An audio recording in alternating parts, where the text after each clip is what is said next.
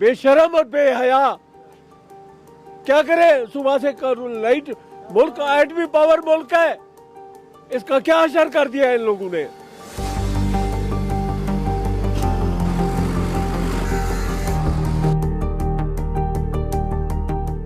अभी रात भी हो रही है तो काफ़ी मुश्किल है, स्पेशली बच्चों के लिए। ज़ाहिर बात है कि आजकल वो टॉर्च तो फ़ोन भी अगर हमारा चार्जिंग हो तो फिर टॉर्च ऑन होता है। लाइट के बगैर जो है ज़िंदगी बिल्कुल स्टॉप हो जाती है। हर काम जो है वो बिजली से है, पानी बिजली से है, मोटर चलेगी तो बिजली होगा, कपड़े इस्त्री होंगे, बच्चे जाएंगे, हर बात चीज़ जो है हम लोग बिजली पे डिपेंडेंट हैं। क्या करेंगे, लाइट जो पुराने ज़माने से आज से वो जो पहले सदियों पुराने जो तरीके हैं वही अपनाएंगे, कैंडल अपनाएंगे या कोई और, क्योंकि अगर यूपीएस भी करे वो कितने घंटे चलेगा। बहुत मुश्किल हो रहा है। पहली बात ये कि मतलब बिजली नहीं होने की वजह से हम सही से पढ़ भी नहीं सकते स्कूलों में, और हम लोग घर पे मतलब सही से हम लोग काम भी नहीं कर सकते, ना हम लोग टीवी चला सकते हैं, ना हम लोग वॉशिंग मशीन कुछ भी नहीं कर सकते। बिजली नहीं है, मुश्किल बहुत है बिजली का, तो बिजली हर चीज़ के लिए ज़रूरत होता है, बिजली नहीं है तो बहुत मुश्किल है। मजदूर परेशान हैं, तंग हैं बहुत। बिजली का बंदोबस्त सही किया जाए। अभी तो सर्दियाँ हैं, पता नहीं फिर गर्मियों में क्या हाल होगा। बहुत मुश्किल से, बहुत मुश्किल। ये बच्चे भी बहुत ज़्यादा तंग हो रहे हैं, रो रो के पूरा दिन। बस मुश्किल से ही रहते, अंधेरा होता है और कोई काम नहीं कर सकता बंदा। बस काफ़ी मुश्किलातें पेश आती है। अब अंधेरा हो जाएगा, अब तो हम किसी मेहमान जा रहे हैं किसी के घर, तो वापस आए तो मतलब अल्लाह करे लाइट ही आ जाएगी। Pakistan's energy minister says the national electricity grid in that country has been restored after its worst breakdown in months. Despite this claim, some areas in the country, including major cities, are still without power. Tens of millions of people were left in the dark after the major power cut. Authorities have blamed the outage on a voltage surge after generators were temporarily switched off to save energy. The nationwide blackout cut supplies to water pumps, leaving many without access to drinking water. It's the second grid failure in 3 months. DW Asia editor Shamil Shams is in Karachi. He gave us this update on the power outage in Pakistan. Well, it is still not been restored fully, and it is.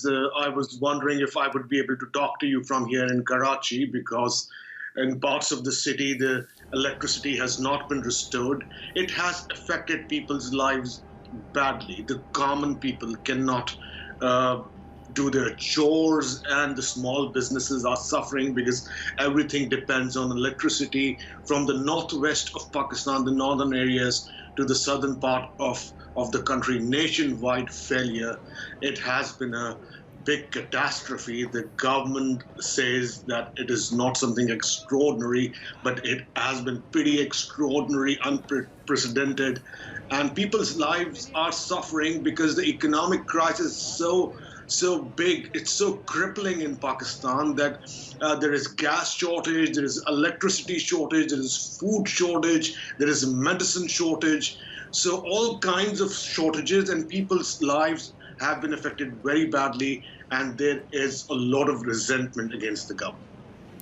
Infrastructure is quite old. It needs repair, it needs overhauling, and the government does not have the money. I mean, no government has actually invested in overhauling and repairing the infrastructure.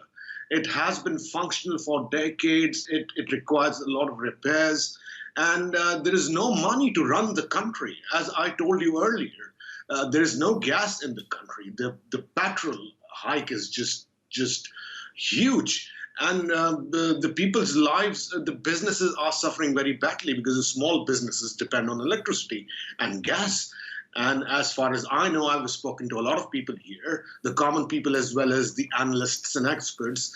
They say that the country's economy is just going downhill, and people are even comparing the situation in Pakistan to Sri Lanka's, which saw huge public protests against the crippling economy. Much of Pakistan has been plunged into darkness. The country's energy minister says the national power grid went down early Monday morning, causing a widespread breakdown in the power system. Nearly 220 million people are without electricity. Authorities say efforts to restore the system are underway, but that could still take several hours. Let's go live to our correspondent in Islamabad, Kamal Haider. Kamal, what's the latest? Any progress made to restore power?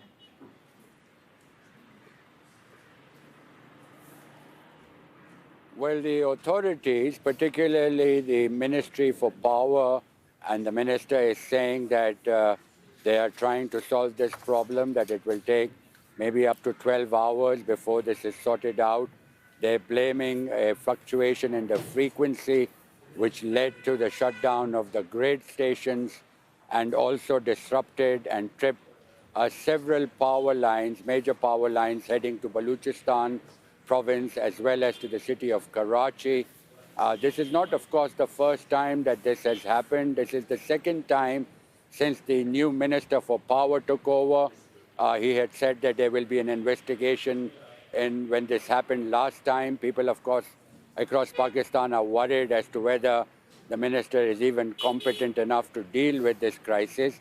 However, if this is prolonged, it could lead to a chain reaction, and that, of course, could mean disruption in power supply, water supply, to major cities. The concerned department is saying that they are confident that the power will be restored. 117 grid stations like the one you see behind me, power has been suspended to them here in Islamabad alone. Major cities across Pakistan are facing the outage. And of course, there is also the ministry saying that they are trying to restore and have partially restored power to critical infrastructure such as airports and other key installations. Kamal, what does this mean for a country that's already dealing with so many challenges, an economic crisis and energy crisis as well?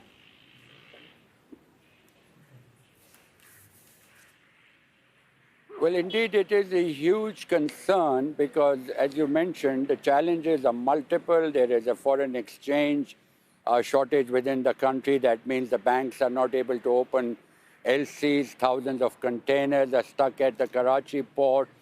This raise in power tariff, of course, has also affected the industry because they've been suffering several hours of power outages even before this particular major breakdown. So many industries have shut down.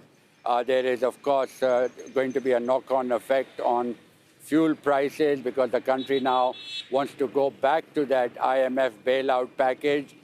Talks with the IMF stalled when the government was not able to meet the strict conditionalities of the IMF. So all kinds of troubles. And this particular one, if it prolongs, would, of course, also mean loss of time and money when it comes to industrial output and, of course, affecting everybody's daily lives. Thank you very much for that. Kamal Haider is our correspondent in Islamabad, Pakistan. आपसे पूछूं कि कितना time हो गया कि अभी पाकिस्तान में बिजली मौजूद नहीं है, पूरे पाकिस्तान में क्या कहेंगे? नहीं, हम तो जब से उठे हैं तब से बिजली नहीं है। आज मॉर्निंग में, ठीक है, मॉर्निंग से बिजली है ही नहीं। बिजली के क्राइसिस, अभी फ्यूल के क्राइसिस आने वाले हैं। अगर आटे की बात करें, क्राइसिस चल रहे हैं। ये बताएं कि पाकिस्तान बना क्यों था? अगर हिंदुस्तान से हम अलहदा हुए थे, किस मतलब हमारी लॉजिक क्या थी? बेसिकली हमारी जो अगर देखा जाए लॉजिक है ना, वो है इस्लाम के ऊपर कि हमें एक मजहबी जगह चाहिए थी जहाँ पे हम खुल के इबादत कर सकें, अपने मजहब को बढ़ा सकें, लेकिन हम उस तरफ जा ही नहीं रहे। मजहब को बढ़ा सकें, मजहब के अलावा इकोनॉमिकल कि भाई मुसलमानों को जो है वो आज़ादी नहीं आगे बढ़ने की, हम दुनिया में नाम बिल्कुल यही लॉजिक थी हमारी। लेकिन जो बेसिकली पाकिस्तान बना था वो इस्लाम के नाम पे बना था। ना हमारे अंदर इस्लाम है, ना हम अपने जो हमारा इकोनॉमिकल इश्यूज है ना, वो हम उन्हें भी नहीं जो है ना वो लेके चल रहे। बेसिकली हमारा मुल्क क्राइसिस की तरफ पहुंच चुका है। हम बिल्कुल जो है ना समझ लें कि तख्ता-ए-दगार पे खड़े हैं, गिर भी सकते हैं, उठ भी सकते हैं, लेकिन जितना कर्जा हमारे ऊपर है ना, हम बेसिकली डूबे पड़े हैं। हम नहीं निकल सकते। ठीक है, हिस्ट्री बेसिकली जब भी किसी चीज़ का क्राइसिस आया ना, तो सबसे पहले नाम आता है गद्दार का। हमारे बड़े चले जाएं, छोटे चले जाएं, आप बैक एंड पे चले जाएं, जब पाकिस्तान बना तब चले जाएं, मकबूजा कश्मीर अलग हुआ, वो सिर्फ गद्दारी की वजह से अलग हुआ। वो आटा हमें नहीं मिल रहा, पाकिस्तानियों की बात करें, बिजली हमें नहीं मिल रही, कितनी देर से बिजली नहीं है? काफी देर से बिजली नहीं है। उसके अलावा सर मजदूर बंदा जो है ना वो मर रहा है, मर गया। तो हम कैसे ये नारा लगा सकते हैं कि ये बनेगा? इन्होंने एक नया सिस्टम स्टार्ट किया हुआ है 10 बजे जो है ना ये मार्केट्स वगैरह बंद करने का, ठीक है। मेरा नहीं ख्याल है कि इसका कोई फायदा है। आप लोग कितनी बिजली बचा रहे हो ये करके? ये बिजली बचा रहे हैं, सुबह से लेके शाम तक कितना लॉस है पूरे पाकिस्तान का, इन्हें नजर नहीं आ रहा। सारी टेक्सटाइल्स बंद हैं, सारे बिजनेसेस बंद हैं, कहीं ये बढ़ने वाला है, बिल्कुल ऐसा ही है। तो ये तो बड़ी आपको रिसेंटली याद होगा एक दफा पहले भी हमारे पूरे पाकिस्तान की बिजली गई, पूरे 24 घंटे सब कुछ बंद रहा, ऐसे ही है। तब क्या हुआ जी, अमेरिका हमारे मुल्क के अंदर घुसा है, उसने उसामा बिन लादेन को मारा है, उठा के पानी में फेंका और भाग गया। अभी भी अल्लाह ना करे कुछ इस तरह की कुछ, क्योंकि हमारे फोन में सिग्नल्स नहीं है, मेरे फोन के सुबह के सिग्नल नहीं, हमारे भी नहीं थे, बंद नहीं आ रहे, वो कभी आ जाते हैं कभी चले जाते हैं। अब हमें नहीं पता वल्ला आलम ये क्या चल रहा है। ये प्लाजा है ना आपके सामने, ये बहुत बड़ा प्लाजा है, यहाँ पे इंजीनियर्स हैं, इंजीनियर्स अपना काम कर रहे हैं।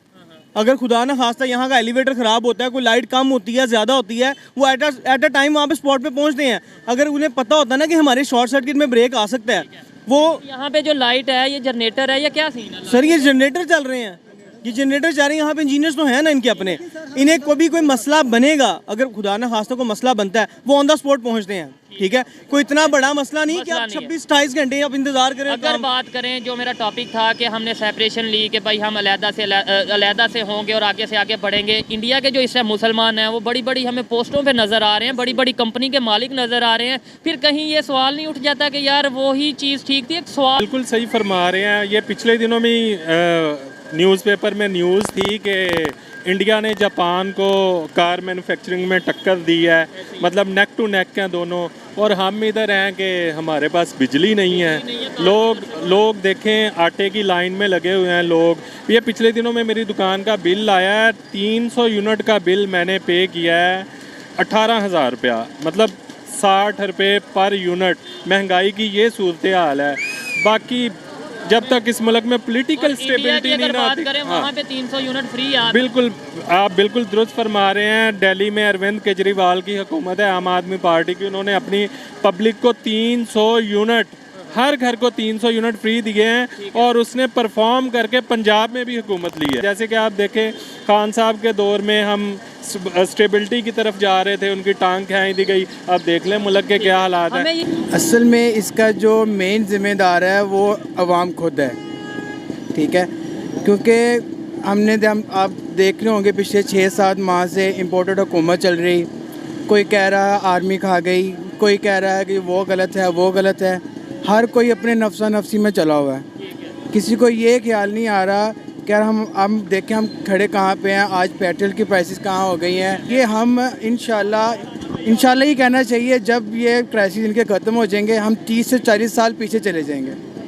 इंशाल्लाह फिर नहीं कहना चाहिए कि 30 से 40, अच्छा यानी वो स्टोन एज में चले जाएंगे, स्टोन एज चले जाएंगे। दुनिया आगे की तरफ जा रही है, हमने इंशाल्लाह जब स्टेबल होना तो हम दुनिया से इतने पीछे होंगे कि जितने पीछे आप देखें सुबह से लाइट नहीं है, इसलिए ये प्रोग्राम कर रहे हैं। लाइट का इशू है, फ्यूल का इशू। हाँ, और अभी तक जो इतलात ये भी आ रही हैं कि लाइट अगले 24 घंटे भी नहीं आनी।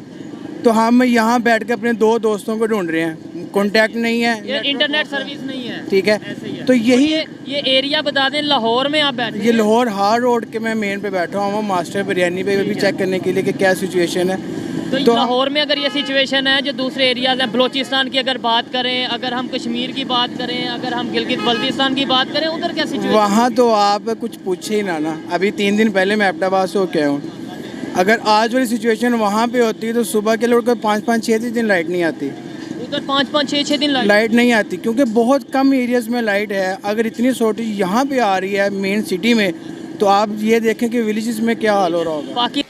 देखें जी, ब्लैकआउट तो है, अब ये इसके पीछे जिसका कसूर है उसको तो सज़ा होनी चाहिए ना। कहीं भी किसी भी मुल्क में चले जाए ना, इतना बड़ा ब्लैकआउट कभी भी नहीं होता। अगर होता है तो उसको सज़ा होती है। पाकिस्तान के अंदर देख लें, पिछले दिनों भी रात के टाइम ब्लैकआउट हुआ था, तो उसमें भी किसी को कोई सज़ा नहीं हुई। तो इसका ये है कि जो बंदे के वजह से ये हो रहा है उस बंदे को सज़ा होनी चाहिए। अगर हमारे ज़ल्फ़ कम रह गए हैं या फिर हमारे पास ऑयल नहीं है, उसकी वजह से बंद कर रहे हैं, तो पाकिस्तान को बताना चाहिए, जितने भी हमारी अवाम है उनको बताना चाहिए कि भाई हमारे पास पेट्रोल की सूरत हाल ये है, उसकी वजह से हमने ये ब्लैकआउट किया है, हम तेल को बचा रहे हैं। कोई भी आके बताए तो सही ना कि यार ये मसला है। अब जी नया कोई लॉलीपॉप दे देते हैं जी, वो शॉर्टफॉल हो गया जी वहाँ पे कि जी वो फनी खराबी की वजह से कोई उसकी वजह से जी ब्रेकडाउन आ गया। तो अगर कोई मसला हल हो जाएगा ना तो उसमें जो हमारे हुक्मरान है, जो हमारे आगे न्यूट्रल बैठे हुए हैं, उनके खाबे ख़त्म हो जाते। फॉर एग्जाम्पल बिजली का मसला हल हो गया। देखें जब मशीनरी डैम के लिए आई थी तो ये गंजे लोगों ने क्या कहा था कि हमने तो इसमें बनानी ही नहीं है बिजली, हम तो पेट्रोल से बनाएंगे, क्योंकि पेट्रोल से बनाने थे फ्लैट इन्होंने। तो इसीलिए ये कोई भी मसला हल खुद ही नहीं करना चाहते। अगर इन्होंने वो मसले हल कर दिए तो इनको वोट कौन देगा? मेन तो इशू यही है। बेहतर यही है कि यार अगर आप लोगों ने पीछे बैठ के इनकी कठपुतलियाँ हिलानी है तो खुद आ जाओ। जो रजीम चेंज कर रहे हैं पीछे बैठ के भी वही लोग कर रहे हैं, तो बेहतर यही है कि वो बंदे खुद लोग आ जाए और खुद आके इस मुल्क को संभाले। रह गया बाकी ये लॉलीपॉप है 2 हफ्तों का भी मुझे लगता है कि 3 दिन का नहीं है इनके पास। ये अवाम को बता ही नहीं रहे, अवाम को एक लाल लॉलीपॉप दिया हुआ है, बस इसको चूसते रहो। आज ये 10 बजे की टाइमिंग कर दी हुई है। इन्होंने हमारा बेड़ा गर्क कर दिया हुआ है। अच्छा खासा मुल्क चल रहा था, अच्छे खासे हमारी जीडीपी भी देखें कहाँ जा रही थी, हर चीज़ ओके थी। तो ये इन्होंने जब से रजीम चेंज किया, ये खुद लोग वो जिम्मेदार हैं। ये वो कहता है ना, वो खत वाला लेके हैं मसला हल, उसमें पता चल जाएगा ये कौन जिम्मेदार है, जो कौन कर रहा है कौन नहीं कर रहा। बिजली ना आने का मसला, पेट्रोल ना होना, एनर्जी ना होना, एनर्जी की मिसमैनेजमेंट, और सबसे जो बड़ी बात है इस गवर्नमेंट का झूठ बोलना। मैंने सुबह सुना है दस्तगीर जो हमारे एनर्जी मिनिस्टर हैं, एनर्जी नहीं गुलाम दस्तगीर के बेटे जो हैं खुरम दस्तगीर, वो फरमा रहे थे कि जी कोई फ्रीक्वेंसी कोई डिसऑर्डर हुआ है, कोई इसका हमने थोड़ी एनर्जी पैदा करने के लिए कम प्लांट चलाए थे, उस वजह से आया जी फ्रेंसी टर्बुलेंस आई है, जिसकी वजह से ये अब ये एनर्जी जो फ्रीक्वेंसी का जो था टर्बुलेंस था वो तो 15-20 मिनट में ठीक हो सकता है। अब ये झूठ बोलना, इनके पास बात ये है कि टोटल जो $4 अरब बाकी बचे हैं, अब पैसे पेमेंट के लिए पैसे नहीं हैं। मेन मसला है कि जो फॉरेन रिजर्व इन्होंने डिस्ट्रॉय किए हैं, पाकिस्तान अवाम के साथ झूठ बोला है कि हम ये कर लेंगे वो कर लेंगे, स्पीड आ गया जी वो आ गया। ये स्पीड ने जो पाकिस्तान के गरीब गुरबा का हाल किया है आप देख सकती हैं।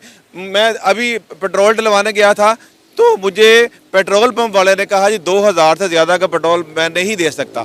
इसका नज़र आ रहा है कि सच बोले कौम के साथ, हमारे पास पेट्रोल, जैसा कि ख्वाजा आसफ, अब देखिए वज़ीर दिफा है, वो आके बात कर रहे हैं जी हमारे पास एनर्जी नहीं है, दुकानें बंद करें, ये करें, वगैरह सारा पाकिस्तान ब्लैकआउट हो जाएगा। इनफैक्ट जो उन्होंने 10 दिन पहले बात की थी आज वो सच साबित हो गई।